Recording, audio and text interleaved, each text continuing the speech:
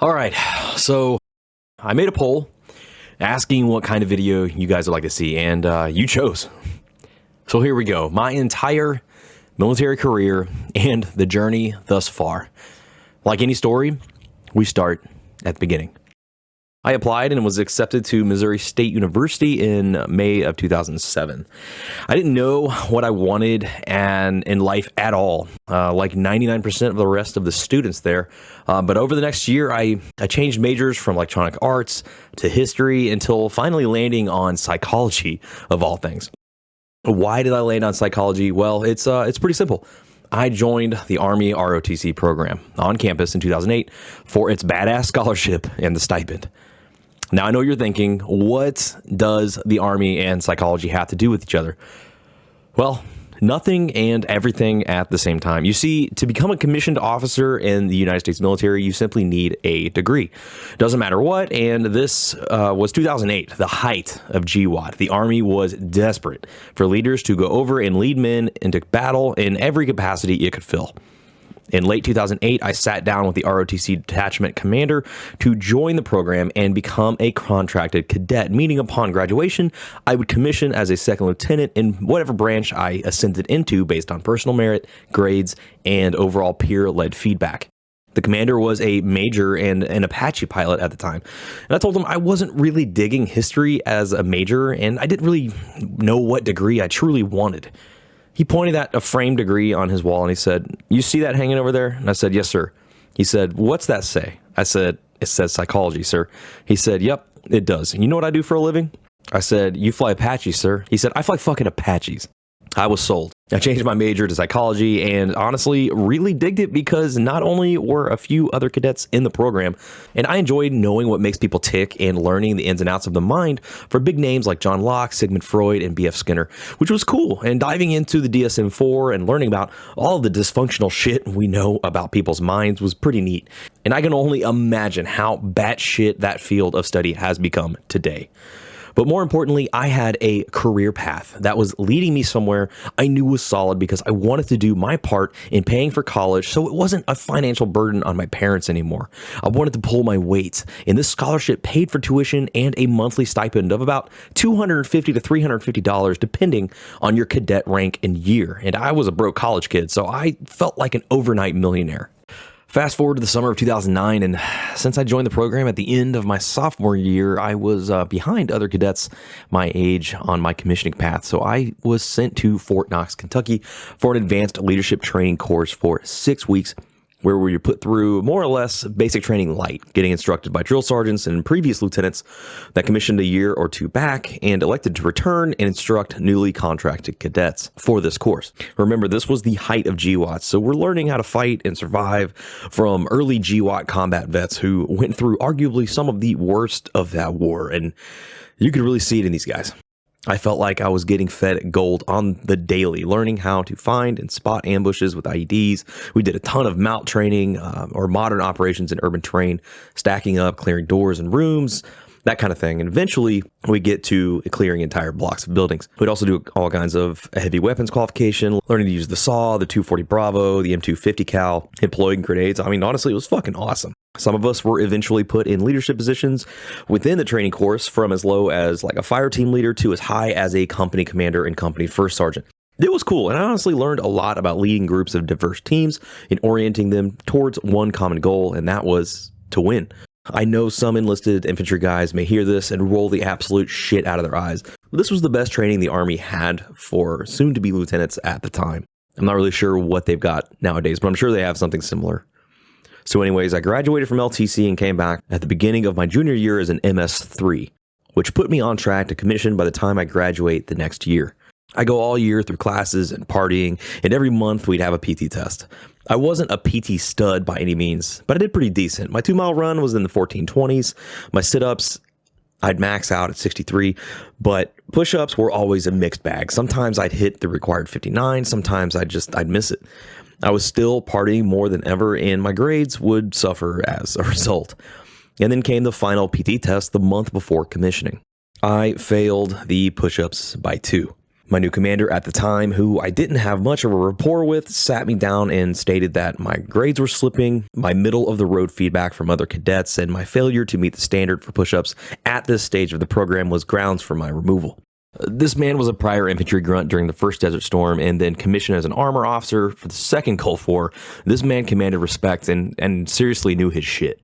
And he told me I basically had two options. I would enlist in the Army to pay back what they'd already invested in me, or I hand the Army a check for the money I now owed and continue on as a civilian. He recognized that my priorities were clearly not aligned at all, and I had to make this decision, but I had to call home to my dad to do it. I was terrified. I sat in my dark room in the fraternity house looking at my phone for what seemed like an eternity, but it was honestly about 2 hours, dreading to have to make this call home that not only was I a failure, but that I lost my commission a month before graduation. I had no career path, and as the cherry on top, I now owed the Army about 2.5 years of college money or an enlistment. After hours of waiting and having what I can only describe as an absolute crash-out panic attack, I picked up the phone and I called home, and my dad was surprisingly happy. I look back on it now, but at the end of the year previous, in 2010, one of my best middle and high school friends had enlisted the Army and was killed by a suicide bomber at his checkpoint in Afghanistan, along with about 8 of his platoon mates. He'd come over to my house a ton of times to play video games as a kid, and I'd go over to his house, and we had a great time in our formative years, even all the way up to before leaving for college. And I think the closeness of that loss scared my dad, but I was too blind at the time to see it, because all I could see at that time was my own failures as a military student and as a son. Fast forward a month and it's graduation day. I'm watching all of my best friends graduate with me in their dress blues as second lieutenants, arguably one of the proudest moments of their lives up to that point. But there I am in a cap and gown like a fucking scrub civilian graduating as Mr. But hey, I still had a degree, right? You might be thinking, wow, that new ROTC commander, it was a prick for forcing you out of the program, or you were close, you should have gotten another chance. But in reality, no, he not only did his job in shielding the Army from an unfit leader, but he was absolutely right. My priorities were not in line at all. At 22 years old, I was not ready to command combat veterans and lead them into war. He did me and the service a favor. And to this day, I thank him for his resolve. I have even reached out to him a couple of times on social media because he's kept up with me and my career thus far, but I'm getting ahead of myself. It's now May 2011. I have a super expensive piece of paper in my hands with no path in life. I knew after 3 years of wearing a uniform regularly and getting a small taste of military life that I truly wanted to be in uniform and serve my country. While in ROTC, I was chasing a pilot slot as an Apache pilot, but clearly that did not pan out. So I talked to the Marines. They were not accepting any new officer candidates, but I could enlist and try my chances on an open contract. Yeah, I'll think about it. And then I talked to the Air Force about commissioning. They told me their pipeline was full and it would be in an estimated 8 months to a year before I could even put in a package. And even then, it was doubtful because of how full they were and the needs of the Air Force were changing rapidly. I was pretty bummed, but I knew I wanted to fly in some capacity. So I locked in a job as an enlisted aerial gunner in the Air Force, thinking I'd at least get my foot in the aviation world doing something pretty kick-ass and apply to fly jets later on. Clearly, I did not know how it all worked. I finished the paperwork up, and about 5 months later in October, I shipped to basic training in Lackland Air Force Base, San Antonio, Texas. In the first week, I'm picked by the training instructors as the dorm chief, or what you can consider the platoon leader, of my flight based on my previous military background and my natural loudness and leadership skills I guess I had formed at that point. I was 22 at this time and was one of the quote-unquote older guys in the flight. They'd come and fuck our shit up in the middle of the night. And I'd never forget we had this prior British Army MTI technical sergeant who, when he screamed at you, you couldn't understand a fucking word he said. And it would piss him off because trainees would just stand still repeating the reporting statement because they had no idea what the fuck he was saying. And he would just bust open his hand in their face and just yell at him and be like, "Don't fucking touch me, don't fucking touch me," and basically chase them around the bay or in the chow hall if they weren't moving fast enough or talked during chow. The dude was hilarious, and it was pretty fucking awesome. There'd be other instances where someone would talk during chow, and the TI would hop up on the table, start kicking the plates. "You're done, get out. You're done, get out. You're done, get out." And then there was a snake pit, which was a table of about 5 to 6 training instructors that would say say, the most unhinged shit at trainees going by or sitting down eating, and you couldn't laugh or say anything. Basic training was the funniest time in my life where I wasn't allowed to laugh. It was honestly kind of bullshit. It was also at this time there was a huge scandal with training instructors doing honestly unhinged shit to the trainees, and basically a reform took place after I had graduated that really hamstrung what the instructors could do and kind of formed the basis of what we have today. Which is unfortunate because honestly I feel the crazier shit is, the more character it develops. Air Force basic training was obviously not as hard as like Marine boot camp, not at all. But you're still up PTing at 0530, you're still tired all day, we were still getting screamed at for dumb shit, and there was a lot of team building and tactical training we were doing to prepare for GWAT, or whatever our part to play in it was. So anyway, it's week 2 of Air Force training, and I get called in at like 06 to go to the A1 building because apparently the Air Force had just merged the aerial gunner AFSC, or Air Force Specialty Code, into flight engineer duties, and also rolled out a new AFSC called Special Mission Aviator. Everyone that was in the training pipeline ahead of me for aerial gunner were either reclassed as flight engineers or special mission aviators, or they were reclassed into another career field. I, being so new in the training pipeline, was forced to reclass into another career field, and there was fuck all I could do about it. I was pulled in as a 22-year-old at 6 in the morning and told I wasn't getting the job I had signed up for, and that my contract was getting rolled to an open general one so I could choose a new job. And now I had to choose what the next 6 years of my military career and life looked like. That's a pretty heavy thing to put on a 22-year-old at 6 in the fucking morning. There were 5 options on this form to choose from: command post, logistics, services, security forces, and some random maintenance one that I don't really remember. It wasn't aircraft maintenance, but it was something else. I don't think it was munitions maintenance either, but it was something random. And I was like, whatever. So I picked security forces, command post, logistics, the maintenance one, and then services. All I knew was I didn't want to be a cook, so I put services last. Nothing against my force support brethren out there. You all are amazing. You feed us. You give us our money. You guys are awesome. I love y'all. Thank you. It's just not for me. The needs of the Air Force weighed in, and I was thrown into logistics, or supply. I had no idea what was in store for me at this point in the military. Had been one disappointment after another, but I decided, fuck it, we ball. Grow where you're planted, I guess. After 8 weeks, I graduated basic training, an honor graduate, and went down the street, literally, to the supply technical training, also on Lackland Air Force Base.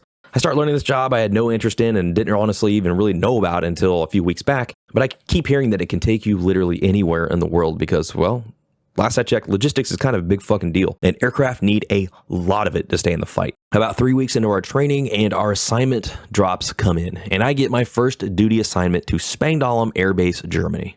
And I was like, where the fuck is that? Everyone had heard of Ramstein, but I was like, what was this? But I was pretty excited. Turns out it's a small F-16 and A-10 base in the beautiful German countryside of Rhineland-Pfalz, about 1.5 hours from Ramstein towards Luxembourg. I'm stoked. I'm going overseas. Finally, something good had come my way from joining. I get there in March of 2012, and I dig in and learn the job. And it's honestly, aircraft logistics is very intricate and complex, especially with the massive footprint of support that each aircraft type needs to keep flying. I'm at a base with F-16s and A-10s, and I'm pretty happy, enjoying the crew of people I'm assigned with, and I do my 2 years there and get promoted to Senior Airman, or E4, and then I receive another assignment, this time to Kunsan Air Base, Republic of South Korea, in April of 2014. Home of the Wolfpack, which consisted of 2 F-16 units, the 80th Headhunters, known as the Juvats, and the 35th Fighter Squadron, known as the Pantons. I do my thing out there for a year, working the base equipment office, which controls everything from combat gear to certain pylons on the aircraft. And I'm actually pretty proud to say that I worked through some headaches and snags that our aircraft maintenance units were having to generate a shipment from the United States of the first BRU-57 smart dual bomb racks out to our fighters out there. It was some kind of issue with the contract, and then the shipment company wasn't really wanting to cooperate, and shit was just about to fall apart. But I got in there and I basically kind of act as the glue, got everything moving, and then finally got the things out to us. How it even got to that point, I don't really know. It was just kind of the same thing like that in PACAF all the time. But I did get some praise on that one, and it was the first time my actions alone impacted the combat posture of an entire combat wing. And that was pretty cool to me. That was kind of one of those aha moments. I finished up my year at Kunsan, partying my ass off in between the week-long Mach 4 exercises they'd hit us with about every couple months. And in April of 2015, I'd blast off to Okinawa, Japan. This base has been my favorite of my career thus far, just for the people I was with, and my God, the location. It was gorgeous. Other troops there were like, oh, you're going to get island fever, you're going to want to leave. And I was like, leave and go where, dude? Are you high? This place is paradise. But damn, was it busy as fuck. I was put in the Northside Aircraft Parts Store warehouse, which supported the KC-135s, E-3 AWACS, the J-Stars, and the HH-60 Pavehawks that we had out there at the time. We also had 2 squadrons of F-15 Charlies on the other side of the ramp, which were supported by the Southside Aircraft Parts Store. So needless to say, we were busy as fuck out there. About a year in, and I get tasked with my first deployment, where I went to Djibouti, Africa, with HH-60 Pavehawks, and my love for combat rescue was formed. I worked the 12-hour night shift and made some lifelong friends there, some of which I just ran into a couple weeks ago randomly on base after like 10 years, which is kind of crazy. I kind of made a scene in the commissary, I'm not going to lie. When my work as the supply troop was done, I'd lean forward and see what I could do with the maintainers because I wanted to live their world a little bit. Learned the ins and outs of pre-flighting an HH-60, working the sensors to ensure they function, doing engine runs, servicing the blades, and helping them install a few 110-pound fast rope insert bars, and the massive auxiliary fuel tank, extending the range of the aircraft quite a bit. These guys would do a lot of pirate deterrence in the Red Sea and were basically on alert for any rescues out of the water or by special forces more inland. It was an incredible thing to be a part of and something that I still want to get back into. But about 5 months into the deployment, I get a call from my master sergeant back home, stationed in Japan. My time on Okinawa was up and my assignment was going to go needs of the Air Force if I didn't elect to stay longer. I asked them to push the paperwork up for me to stay and do another 2 years, but by the time it got up to the Air Force Personnel Center, it was too late. They sat on it too long, which was just long enough for my time to roll over, and now it was up to the Air Force where I went next. Unfortunate. I'm freaking out, thinking I'm about to go to Minot or somewhere cold and shitty, until in 2017, I get a notification of assignment to Scott Air Force Base, Illinois. Where the fuck was that? 20 minutes outside of St. Louis on the Illinois side, Scott Air Force Base is the headquarters of Air Mobility Command and the United States Transportation Command. I was, however, assigned to a tenant unit there, the Supply Chain Operations Wing, or more commonly known as the SCOW. Within the first year there, I make staff sergeant, and I also get married to my beautiful wife. Life seemed to be kind of normalizing a bit, and I'm more into the 07 to 1600 kind of ops tempo, which was pretty nice. Whereas before, it was crazy and just all over the place. I start digging into the depths of the supply chain operations, and eventually I become the NCOIC, or the non-commissioned officer in charge of a section called C-130 MICAP. This section basically slingshots critical parts for broken aircraft all around the world 24/7. It was a demanding job with a high learning curve and a relentless demand because we're always flying somewhere in the world and we're always doing some shit, delivering cargo or killing dudes that need to be killed. And it was a lot for a staff sergeant to be running, which definitely helped me in promoting because I learned a lot. And then about 2 years later, I made technical sergeant my first time going up for it. At this time, I was leading a team of 23 total force members that consisted of active duty, Air National Guard, and civil service civilians that were all retired master sergeants or higher. I stayed at Scott Air Force Base for about 4 years until COVID hit. My wife and I welcomed our first child, and I was about to punch a doctor if they told me I couldn't be in the room when my wife delivered our first child. It was a weird time, and the blue states were honestly the fucking worst. While on paternity leave, I finally told myself I wanted to start taking this YouTube thing seriously, and I actually started making content that I'd want to see, which turned into content thousands of others would also want to see. Come to find out. And the channel started taking off quite a bit. In October of 2020, I received orders for my next assignment to Herbert Field, Florida, the headquarters of Air Force Special Operations Command. We arrived in May of 2021, where I'd be assigned to the AFSOC headquarters, which is also known as a MAJCOM, or Major Command. This is a 3-year controlled tour and is where the commander of AFSOC, or COMAFSOC, works, and we all basically toil to make sure guidance from the Pentagon and higher echelon commanders are translated and implemented across the entire command. My scope of responsibility went from 23 people to 5 bases across 4 AORs and also all of our deployed weapon systems. It was a lot, and by far the craziest learning curve I'd experienced to date. I was assigned as the CB22 weapon system manager at the time, and basically all logistics concerns under the weapon system was my problem to deal with or learn about. The CB22 is a headache of sustainment, but because it was so complex, I learned a lot in those 3 years I was on staff. I eventually transitioned over to the C130 and MQ9 Reaper weapon system manager in my last year, where I learned even more. It was also here that I would make Master Sergeant, or E7, my first time going up for it, which was something I 100% was not expecting or chasing, but I was doing a lot of really impactful work and getting awards for my work, which set me apart from my peers. Hard work definitely pays off in the end in the military. I will say that. Though it sucks because you take on all this increased responsibility, but get no increase in pay. But what you do get is experience and increased scope of responsibility. And as long as you capture that in your annual performance boards, you will stand out amongst your peers when it comes to time for promotion to the next grade. But you also need to be a good leader for your people and get some professional development under your belt.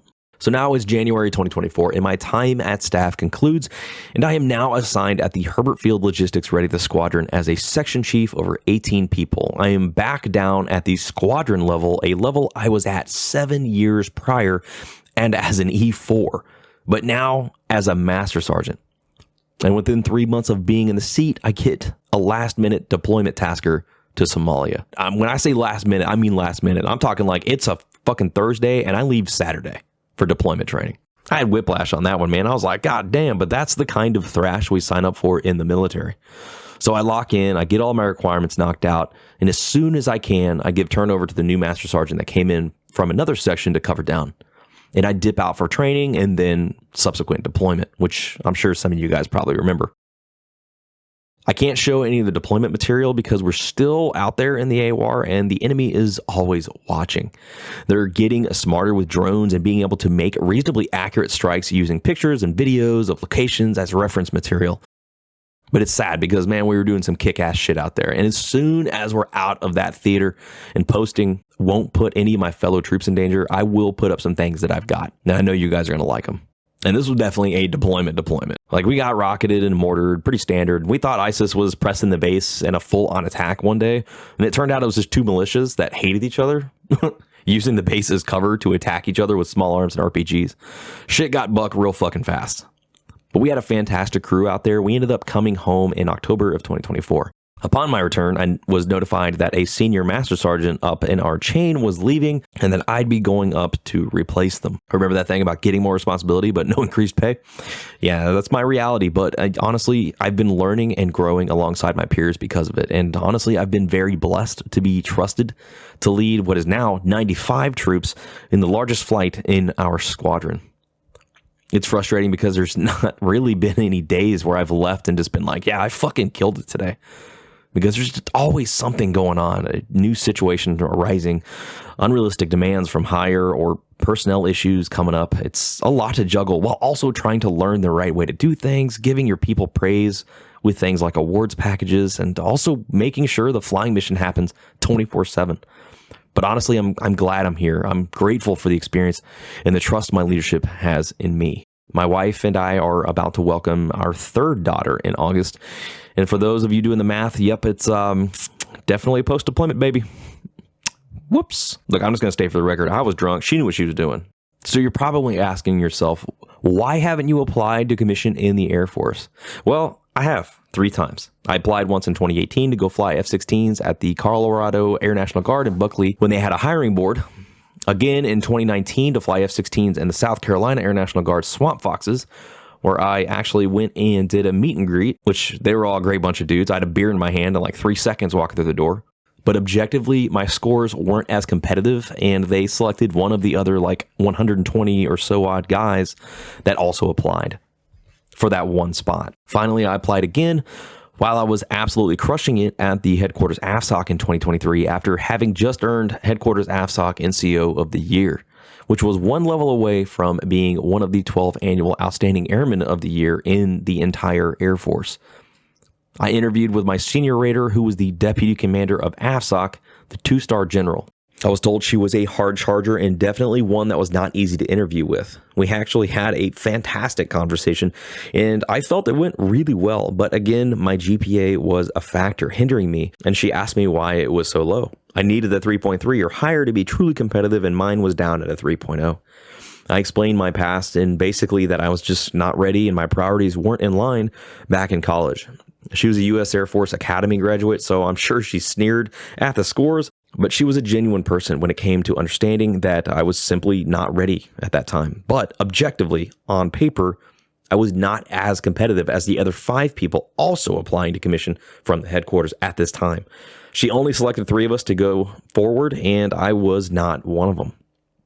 I won't lie, this doused my fire a little bit inside, and it was a hard thing to hear, especially given how much I had moved forward on merit and hard work, but I did not start any master's level schooling to get a better GPA in my records, and that is my own fault, so I can only blame myself in the end.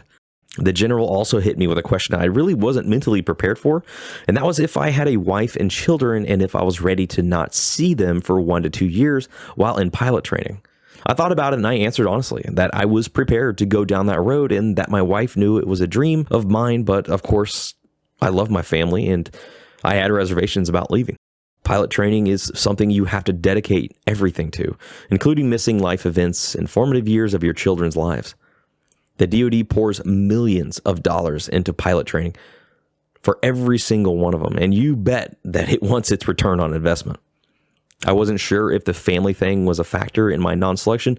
I doubt it for legal reasons, but the 3 guys that did get picked up were all single with no family.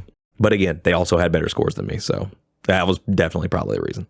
But I walked away from that one with a everything happens for a reason mindset. But man, I was starting to run out of it is what it is. But again, it was hard to hear that I was not selected for a 3rd time, and it almost felt like that one was in the bag, so that one hit hard. So what's my takeaway from all of this? My biggest leadership nugget that I can bestow upon you, whether you're interested in the military, about to join, already in, or staying on the civilian side, but are in a leadership position, is grow where you're planted. I know it sounds just stupid cliche, but man, if you really lock in and lean into the experience ahead of you, learning as much as you can and bettering yourself and those around you as a result, good things will inevitably happen for you. It will take time, it will take dedication, and it will challenge you at times. But as long as you look at those hard times as challenges to overcome and persevere through, that will ultimately make you a better leader, a better father, a better husband, and an overall better person. My journey is not complete. I'm at 14 years now. I've got 6 left until retirement, and I'm kind of just up in the air with what happens next. I'm really hoping I can go to Eglin, which is right down the road from here. We want to stay in the area, hopefully, but there's never any guarantees in the military. I can never know what I'm going to end up next year. But that's it, guys. Thank you for coming with me on this lengthy journey. I hope you could take a little bit from it or just enjoy the journey in general. I still have a few years left before retirement, but my goal is to stay in Florida, like I said, here in the Panhandle area, hopefully PCSing to Eglin after here, and then retire back at the SCOW and Scott Air Force Base, because they have a lot of great opportunities there for prior service civilians, and I know my experience and skill set can be put to use there, but we'll see how it pans out. Thank you all again for your time and for watching, and I will see you in the next video.